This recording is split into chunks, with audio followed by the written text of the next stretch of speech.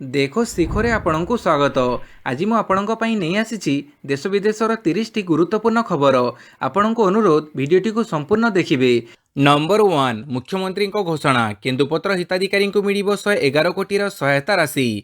କେନ୍ଦୁପତ୍ର ହିତାଧିକାରୀଙ୍କୁ ମିଳିବ ଦ୍ୱିତୀୟ ପର୍ଯ୍ୟାୟ ସହାୟତା ରାଶି। ଦ୍ୱିତୀୟ ପର୍ଯ୍ୟାୟରେ କେନ୍ଦୁପତ୍ର ହିତାଧିକାରୀଙ୍କୁ 111 କୋଟି ଟଙ୍କାର ସହାୟତା ରାଶି ପ୍ରଦାନ କରାଯିବ ବୋଲି ଘୋଷଣା କରିଛନ୍ତି ମୁଖ୍ୟମନ୍ତ୍ରୀ ନବୀନ ପଟ୍ଟନାୟକ। ପ୍ରତ୍ୟେକ ତୋଳାଣୀଙ୍କୁ 1000 ଟଙ୍କାର ଆର୍ଥିକ ସହାୟତା ସହିତ ପାଣି ବୋତଲ ଚପଲ ପାଇଁ ଯଥାକ୍ରମେ 200 ଓ 160 ଟଙ୍କା ମିଳିବ। ସେହିପରି ପ୍ରତ୍ୟେକ ବନ୍ଧାଡ଼ି ଓ ସିଜନାଲ ଷ୍ଟାଫଙ୍କୁ ଆର୍ଥିକ ସହାୟତା ଭାବରେ 1500 ଟଙ୍କା ଦିଆଯିବ। କେନ୍ଦୁପତ୍ର ସଂଗ୍ରହ ହେଉଥିବା ରାଜ୍ୟର 22ଟି ଜିଲ୍ଲା ମଧ୍ୟରୁ ଝାରସୁଗୁଡ଼ା ବ୍ୟତୀତ ଅନ୍ୟ ସମସ୍ତ ଜିଲ୍ଲାର ହିତାଧିକାରୀମାନେ ଏହି ସହାୟତା ପାଇବେ।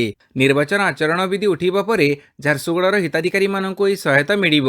ନମ୍ବର 2 ଶିମିଳିପାଳ ପରିଦର୍ଶନରେ ରାଷ୍ଟ୍ରପତି ଦ୍ରୌପଦୀ ମୁର୍ମୁ। 3 ଦିନିଆ ମୟୂରଭଞ୍ଜ ଗସ୍ତରେ ଆସିଛନ୍ତି ରାଷ୍ଟ୍ରପତି ଦ୍ରୌପଦୀ ମୁର୍ମୁ। ସେ କାଲି ସକାଳେ ଜଳଖିଆ ଖାଇ ଘରୁ ବାହାରିଥିଲେ। ରାୟରଙ୍ଗପୁର ସ୍ଥିତ ବାବା ପୂର୍ଣ୍ଣେଶ୍ୱର ରାୟ ଶିବ ମନ୍ଦିର ଏବଂ ଶ୍ରୀ ଜଗନ୍ନାଥ ମନ୍ଦିରରେ ପୂଜାର୍ଚ୍ଚନା କରିଥିଲେ। ସେଠାରୁ ପଣ୍ଡିତ ରଘୁନାଥ ମୁର୍ମୁଙ୍କ ଦାଣ୍ଡବୋସ ସ୍ଥିତ ସମାଧିପୀଠକୁ ଯାଇ ତାଙ୍କର 119ତମ ଜନ୍ମ ଜୟନ୍ତୀ ଅବସରରେ ଶ୍ରଦ୍ଧାଞ୍ଜଳି ଅର୍ପଣ କରିଥିଲେ। ପରେ ସେ ଦାଣ୍ଡବୋସ ହେଲିପ୍ୟାଡ୍ରୁ ହେଲିକପ୍ଟର ଯୋଗେ ଯଶୀପୁର ଅଭିମୁଖେ ବାହାରିଲେ। ପ୍ରାୟ 10ଟା 25 ମିନିଟ୍ରେ ଦ୍ରୌପଦୀ ମୁର୍ମୁ ଯଶୀପୁର ସ୍ଥିତ ଅସ୍ଥାୟୀ ହେଲିପ୍ୟାଡ୍ରେ ଓହ୍ଲାଇଥିଲେ। ଏହାପରେ ସେ ସ୍ୱତନ୍ତ୍ର ଗାଡ଼ି ଯୋଗେ ଶିମିଳିପାଳ ବୁଲିବାକୁ ବାହାରିଥିଲେ। ରାଷ୍ଟ୍ରପତି ଶ୍ରୀମତୀ ମୁର୍ମୁ କାଳିଆମି ଗେଟ୍ ଦେଇ ଅଭୟାରଣ୍ୟ ଭିତରେ ପ୍ରବେଶ କରିଥିଲେ। ସେଠାରେ ସେ 2 ଘଣ୍ଟା ମଧ୍ୟରେ ଜାମୁଆଣୀ, ବରେହିପାଣି, ଗୁରୁଗୁରିଆ ବୁଲିଥିଲେ। ନମ୍ବର 3 2 ଦିନିଆ ଓଡ଼ିଶା ଗସ୍ତରେ ସୁପ୍ରିମକୋର୍ଟର ପ୍ରଧାନ ବିଚାରପତି। 2 ଦିନିଆ ଓଡ଼ିଶା ଗସ୍ତରେ ଆସିଛନ୍ତି ସୁପ୍ରିମକୋର୍ଟର ପ୍ରଧାନ ବିଚାରପତି। ପ୍ରଧାନ ବିଚାରପତି ଜଷ୍ଟିସ୍ ଡିୱାଇ ଚନ୍ଦ୍ରଚୂଡ଼ ଜାତୀୟ ସମ୍ମିଳନୀରେ ଯୋଗ ଦେବାର ସୂଚନା ରହିଛି। କାଲି ଭୁବନେଶ୍ୱର ବିମାନ ବନ୍ଦରରେ ପହଞ୍ଚିବା ପରେ ପୁରୀ ଯାଇ ଦର୍ଶନ କରିଛନ୍ତି ଜଷ୍ଟିସ୍ ଡିୱାଇ ଚନ୍ଦ୍ରଚୂଡ଼। ପୁରୀରେ ପ୍ରଧାନ ବିଚାରପତି ପହଞ୍ଚିବା ପରେ ପାଛୋଟି ନେଇଥିଲେ ସେବାୟତ। ଆଜି କଟକ ଜୁଡ଼ିସିଆଲ ଏକାଡେମୀରେ ହେବାକୁ ଥିବା national conference on digitisation paperless court ସମ୍ମିଳନୀରେ ସେ ଯୋଗ ଦେବେ। ତେବେ ଏହି ସମ୍ମିଳନୀରେ ଦେଶର ବିଭିନ୍ନ ହାଇକୋର୍ଟର ବିଚାରପତିମାନେ ଯୋଗ ଦେବାର କାର୍ଯ୍ୟକ୍ରମ ରହିଛି। ନମ୍ବର 4 ଆସନ୍ତା 7ରେ ଝାରସୁଗୁଡ଼ା ଯିବେ ମୁଖ୍ୟମନ୍ତ୍ରୀ। ଆସନ୍ତା 7 ତାରିଖରେ ଝାରସୁଗୁଡ଼ା ଯିବେ ମୁଖ୍ୟମନ୍ତ୍ରୀ ନବୀନ ପଟ୍ଟନାୟକ। ଦିନ 3ଟା 30 ମିନିଟ୍ରେ ଝାରସୁଗୁଡ଼ାରେ ପହଞ୍ଚିବେ ମୁଖ୍ୟମନ୍ତ୍ରୀ।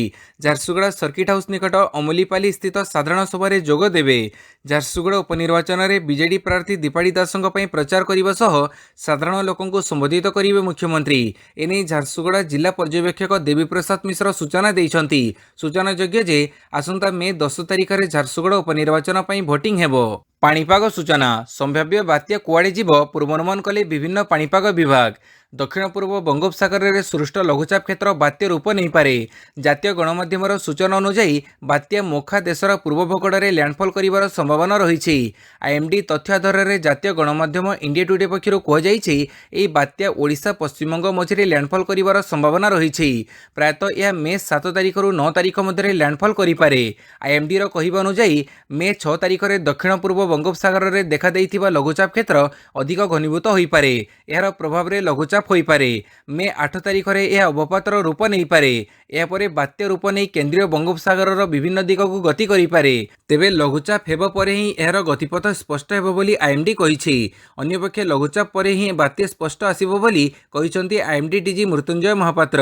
ନମ୍ବର 6 ଇଡି ନିର୍ଦ୍ଦେଶକ ସଞ୍ଜୟ କୁମାର ମିଶ୍ରଙ୍କ କାର୍ଯ୍ୟକାଳ ବୃଦ୍ଧି ପ୍ରସଙ୍ଗରେ କେନ୍ଦ୍ରକୁ ସୁପ୍ରିମକୋର୍ଟଙ୍କ ପ୍ରଶ୍ନ।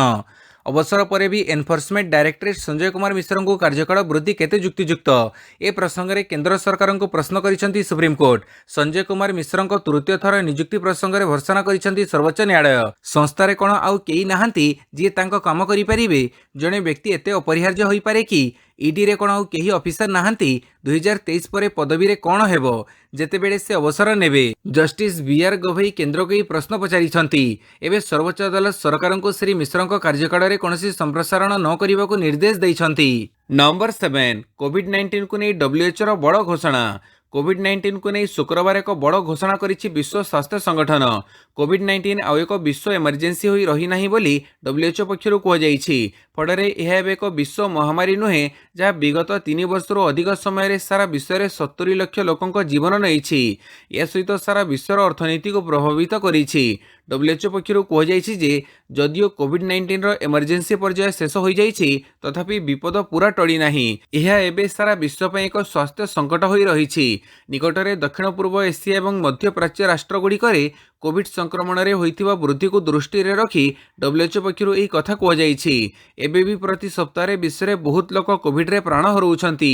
ନମ୍ବର 8 हाथी कॉरिडोर नहीं एनजीटी आदेश उपर हाइकोर्टଙ୍କ रहितादेश। ओडिशा सरकार को आश्वस्ति हाथी कॉरिडोर नहीं एनजीटी देइथिबा आदेश उपरे रहितादेश जारी करिसंती ओडिशा हाइकोर्ट। राज्य सरकार पक्षरु रिट पिटिशन को ग्रहण करी एनजीटी एप्रिल 6 निर्देशनामा उपरे हाइकोर्ट रहितादेश जारी करिसंती। राज्य में 14 गोटी हाथी कॉरिडोर निर्माण मासक मध्य करबा लागि जातीय ग्रीन ट्रिब्यूनल निर्देश देइथिले। वन्यप्राणी संबंधित अन्य एक मामलें हाइकोर्ट रहितादेश देइछंती। उक्त मामलार शुणाणी मे 9 रे सुप्रीमकोर्टर प्रधान विचारपति जस्टिस एस मुरलीधर एवं जस्टिस गौरीशंकर शतपथी करिवे। नंबर 9 पाक वैदेशिक मंत्री को स्वागत कले जयशंकर। भारतर गोवा आयोजित एससीओ वैदेशिक मंत्री स्तरीय बैठक में जोग देइछंती पाकिस्तान वैदेशिक मंत्री बिलावल भुट्टो जरदारी। काली तांको ई बैठक को भारतर वैदेशिक मंत्री एस जयशंकर प्रोटोकॉल अनुଯାयी हाथ जोड़ी स्वागत करथिले। तेबे स्वागत कार्यक्रम पर आरंभ होइतिबा एससीओ बैठक में जयशंकर पाकिस्तान ना न नहीं आतंकवाद प्रसंग में प्रबल बर्षिछंती। एही समय बिलावल मध्य उपस्थित रहिथिले। जयशंकर आतंकवादर भयंकर रूप सह सीमापार आतंकवाद प्रसंग में तीव्र प्रतिक्रिया रखिछंती। आमर विश्वास जे आतंकवाद पई कोनोसी कथा यथार्थ नुहे। याकु सबु स्तर एवं सबु उपाय बंद करा जिबा दरकार। सीमापार आतंकवाद उपरे मध्य रोक लगिबा उचित। आतंकवाद विरोधी लड़ाई ही एससीओ मूल लक्ष्य बोली यार सदस्य राष्ट्र गुड़िक बुझिबा दरकार। नंबर 10 मणिपुर हिंसा बीजेपी विधायकों को प्रबल पिटिले विक्षोभकारी।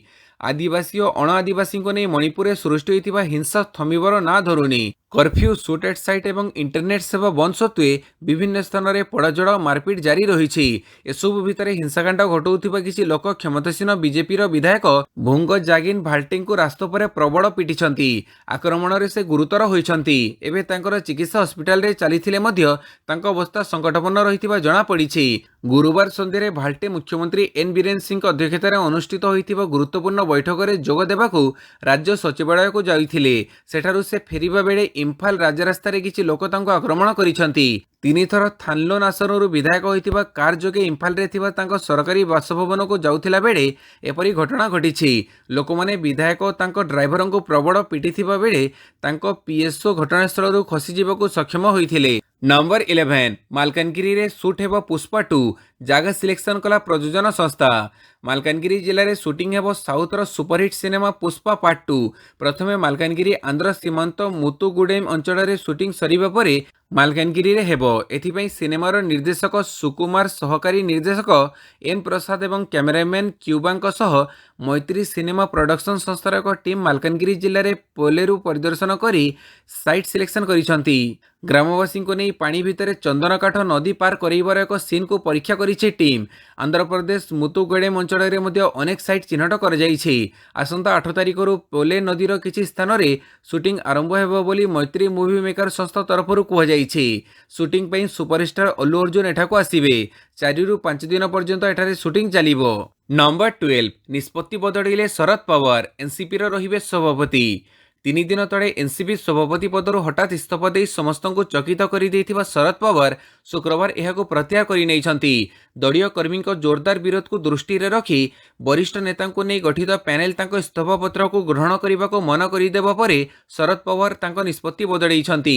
काली संध्यारे एक सांबादिक सम्मेलन में ए संपर्क में घोषणा कर श्री पवार कहिथिले मु मोर निष्पत्ति शुणिबा परे दलर कर्मी और लोकों मध्य तीव्र असंतोष प्रकाश पाइथिला। मो उपदेष्टा माने मते कहिथिले जे मु ही निष्पत्ति उपरे पुणी थरे विचार करिबा उचित। मो समर्थक महाराष्ट्र और देशर अनेक राजनेता मध्य मते निष्पत्ति प्रत्याहार करिनेबा पई अनुरोध करिथिले। समस्तंकर अनुरोध को विचार को नहीं मु मो पूर्व निष्पत्ति को ओहरी जाइछि। मु घोषणा करुछि जे मु दलर सभापति भावे कार्य जारी रखिबी। नंबर 13 2 दिन रे 4 पर्यटकों मृत्यु पर पुरी बीच रे लागिला लाल पताका। महोदधि रे 2 दिन रे 4 जनक मृत्यु पर बेड़ाभूमि रे लाल पताका पोतीछि प्रशासन। स्वर्गद्वार निकट समुद्र रे उच्च जुआर सह समुद्र पानी अधिक शक्ति रहुछि। लाल पताका पोती समुद्र स्थान को बारण करिछि प्रशासन। बुधवार 2 और गुरुवार 2 जन एमिति 2 दिन रे गाधैबा बेले 4 बंगीय पर्यटकों मृत्यु समुद्र रे बुड़ी होइथिला। मार्च 3 तारिख रे बाप पुओ गाधैला बेले उच्च जुआर सेमानक भसई नैथिला। उभयक बयस यथाक्रमे 50 और 16 वर्ष होइथिबा बेले सेमाने पश्चिमबंग हावड़ार। तार दिनक परे से स्थान में 4 तारिख में पश्चिमबंग हुगुड़ीर अरिंदम दासंक सह आउ जणे भासीजी मृत्युवरण करथिले। सूचनायोग्य पूर्णिमा समय समुद्र रे उच्च जुआर आसी थाए। नंबर 14 एबे भी जोड़ुछि मणिपुर मुतयन हेबे अधिक फोर्स। आदिवासी और अणआदिवासी मध्य सृष्टि होइतिबा भयंकर संघर्ष जोगुं मणिपुर स्थिति बेहाल होइछि। स्थिति अत्यंत सांघातिक थिबारु पूरा राज्य में 144 धारा लागू कर जाइछि। इंटरनेट सेवा को बुधवार ठारू 5 दिन पर बंद रख जाइछि। तथापि स्थिति नियंत्रण मध्य को न आसिबारु गुरुवार राज्यपाल सुट एट साइट ऑर्डर मध्य देइथिले। एही निर्देश पर केवल मोरेह एवं कांगपोकपी रे स्थिति नियंत्रण मध्य को आसिछि। एही दुई जिल्ला रे आर्मी जवान को मुतयन कर जाइछि। तेबे राजधानी इम्फाल और हिंसा द्वारा सबुठारु अधिक प्रभावित होइतिबा चुराचांदपुर रे एबे उत्तेजना लागि रहिछि। एही दुई स्थान रे स्थिति को स्वाभाविक करने को सेना पक्षर उद्यम करा जाउछि। एथिसह स्थिति को देखि मणिपुर को अधिक संख्यक फोर्स मध्य पठेइबाकू केंद्र सरकार निष्पत्ति नेइछंती। सेहीपरि पूरा मणिपुर रे ट्रेन सेवा ठप हो जाइछि। नंबर 15 सस्ता दर रे म्यांमार रु पोर्ट बिक्री करी फेरी आसिला अदानी ग्रुप। म्यांमार रु व्यवसाय बंद करी फेरी आसिला Adani ports and special economic zone private limited company. गुरुवार एने कंपनी पक्षर सूचना दिया जाइछि। 30 मिलियन अमेरिका डॉलर रे कंपनी पोर्ट को बिक्री करी फेरी आसीछि कहिछि। प्रकल्प रे कंपनी जेतिकी निवेश करिछि बिक्री मूल्य ठारू अनेक कम। म्यांमार रे गणतांत्रिक सरकार को विताड़ित करी सेना क्षमता हासिल करिबा परे देश रे आंदोलन तेजिथिला। या परे अमेरिका प्रतिबंधक लगेइबा परे मे 2022 रु कंपनी पोर्ट बिक्री करिबा नै घोषणा करिथिला। नंबर 16 विश्व रे प्रथम मां गर्भ रे थिबा भ्रूण रहेला ब्रेन सर्जरी।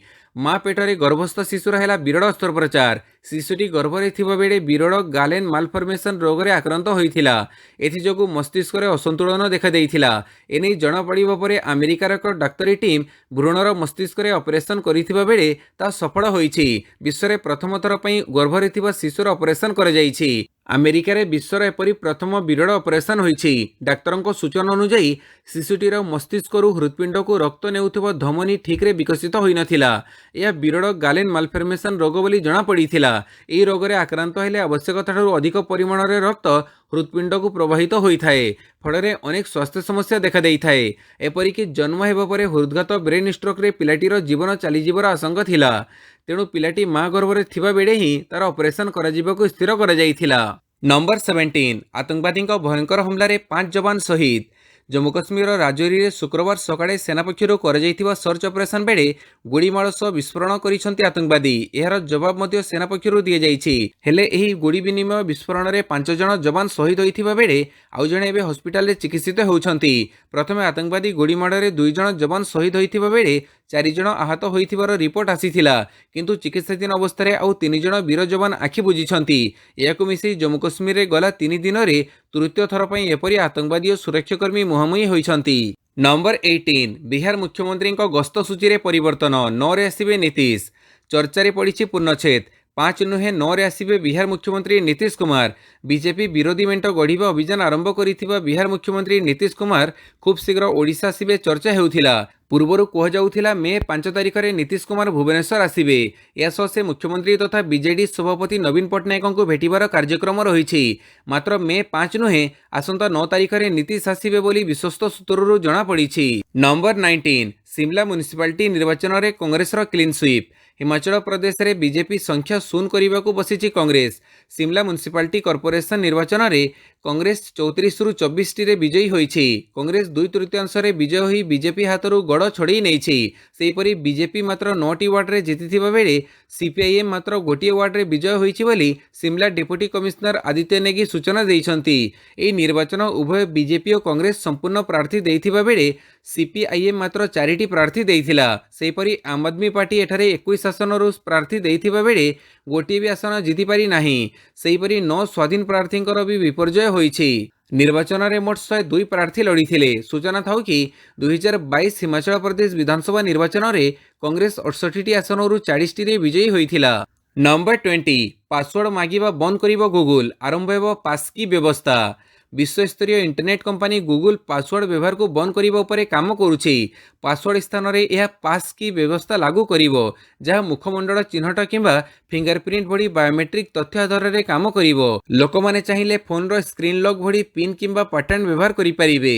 एही व्यवस्था लागू हेबा परे विभिन्न अकाउंट लागि लोकमाननको आउ भिन्न भिन्न पासवर्ड मने रखिबाको पड़िबनी। एसएमएस किंबा वन टाइम पासवर्ड जरिए सहजरे होई पारुथुबा साइबर आक्रमण गुड़ी को रोक जाई पारिबो। ପାସ୍କିରେ ଏକ ଅତିରିକ୍ତ ସ୍ତରର ସୁରକ୍ଷା ରହିବ। ପାସ୍କି ଥିଲେ ବିଭିନ୍ନ ବ୍ରାଉଜର ଅପରେଟିଂ ସିଷ୍ଟମ ପାଇଁ ଆଉ ପାସୱାର୍ଡ ବ୍ୟବହାର କରିବାକୁ ପଡ଼ିବନି। ପାସ୍କି ହେଉଛି ଏକ ଡିଜିଟାଲ ବିବରଣୀ ଯାହା ବ୍ୟବହାରକାରୀଙ୍କ ଆକାଉଣ୍ଟ, ୱେବସାଇଟ୍ ଏବଂ ଆପ୍ ସହ ଲିଙ୍କ ହୋଇ ରହିଥାଏ। ଏହା ଥିଲେ ବ୍ୟବହାରକାରୀଙ୍କୁ ଆଉ ୟୁଜର ନେମ୍ ଓ ପାସୱାର୍ଡ ଦେଇ ଗୁଗଲ ଲଗ୍ଇନ୍ କରିବାକୁ ପଡ଼ିବନି। ନମ୍ବର 21 ବିଜେପି ସାଂସଦଙ୍କ ସ୍ୱାଧିକାର ଭଙ୍ଗ ନୋଟିସ୍, ରାଜ୍ୟକୁ ଜବାବ ମାଗିଲେ କେନ୍ଦ୍ର ସରକାର।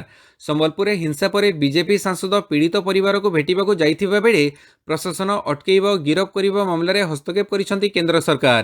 ବିଜେପି ସାଂସଦଙ୍କ ଅଭିଯୋଗ କ୍ରମେ ଡିଓପିଟି ମନ୍ତ୍ରଣାଳୟ ରାଜ୍ୟ ସରକାରଙ୍କୁ ଏନେଇ 15 ଦିନ ମଧ୍ୟରେ ଜବାବ ଦାଖଲ କରିବାକୁ କହିଥିବା କହିଛନ୍ତି ସାଂସଦ ସୁରେଶ ପୂଜାରୀ। ସେ କହିଛନ୍ତି ଗତ ଏପ୍ରିଲ 12 ଓ 14ରେ ସମ୍ବଲପୁରଠାରେ ଘଟିଯାଇଥିବା ହିଂସାକାଣ୍ଡ ଏବଂ ରାଷ୍ଟ୍ରବିରୋଧୀ ସ୍ଲୋଗାନ ପ୍ରସଙ୍ଗରେ ସମସ୍ତେ ଅବଗତ ଅଛନ୍ତି। ଏହି ଘଟଣାରେ ଜଣେ ଆଦିବାସୀ ଯୁବକଙ୍କର ହତ୍ୟା ହୋଇଥିଲା, ଯାହାକୁ ଚାପେଇ ଦେବା ପାଇଁ ପ୍ରୟାସ କରାଯାଇଥିଲା। ଇଣ୍ଟରନେଟ୍ ସେବା ମଧ୍ୟ ସ୍ଥଗିତ ରଖାଯାଇଥିଲା ଏବଂ କର୍ଫ୍ୟୁ ଲାଗୁ କରାଯାଇଥିବା କାରଣରୁ ସାଧାରଣ ଜୀବନଯାପନ ଆହୁରି କଷ୍ଟଦାୟକ ପଡ଼ିଥିଲା। ହିଂସାକାଣ୍ଡର ଶିକାର ହୋଇ ଗୁରୁତର ଆହତ ଲୋକମାନେ ବିଭିନ୍ନ ଡାକ୍ତରଖାନାରେ ଭର୍ତ୍ତି ହୋଇ ଚିକିତ୍ସିତ ହେଉଥିଲେ। ନମ୍ବର 22 ଶୁଭେନ୍ଦୁ ଅଧିକାରୀଙ୍କ କାର୍ ଧକ୍କାରେ ଗଲା ଯୁବକଙ୍କ ଜୀବନ, ତୀବ୍ର ଉତ୍ତେଜନା। ପଶ୍ଚିମବଙ୍ଗର ବିଜେପି ନେତା ଶୁଭେନ୍ଦୁ ଅଧିକାରୀଙ୍କ କାର୍ ଧକ୍କାରେ ଚାଲିଗଲା ଯୁବକଙ୍କ ଜୀବନ। ଏପରି ଅଘଟଣ ଗତକାଲି ରାତିରେ ପୂର୍ବ ମେଦିନାପୁର ଜିଲ୍ଲାର ଚାନ୍ଦିପୁରର ଜାତୀୟ ରାଜପଥ ପାଖରେ ହୋଇଛି। ଦୁର୍ଘଟଣା ଘଟି ବିରୋଧୀ ଦଳ ନେତାଙ୍କ କାର୍ ଘଟଣାସ୍ଥଳରୁ ଫେରାର ହୋଇଯାଇଥିବା ବେଳେ ତୁରନ୍ତ ଶୁଭେନ୍ଦୁ ଅଧିକାରୀଙ୍କ ଗିରଫ ଦାବି କରି ସାଧାରଣ ଲୋକେ ରାସ୍ତାକୁ ଓହ୍ଲାଇଥିଲେ। ତେବେ ବିଜେପି ନେତାଙ୍କ ଗାଡ଼ି ଦୁର୍ଘଟଣା ଘଟାଇଥିଲା ନା ନାହିଁ ତାହା ସ୍ପଷ୍ଟ ହୋଇନାହିଁ ବୋଲି ପୁଲିସ ସୂଚନା ଦେଇଛି। ମୃତକ ଏସ୍କେ ଇସ୍ରାଫିଲ ବୋଲି ଚିହ୍ନଟ ହୋଇଛନ୍ତି। ନମ୍ବର 23 କ୍ରେମଲିନ୍ ଉପରେ ଆକ୍ରମଣ କରିଛି ଆମେରିକା, ରୁଷର ବଡ଼ ଦାବି।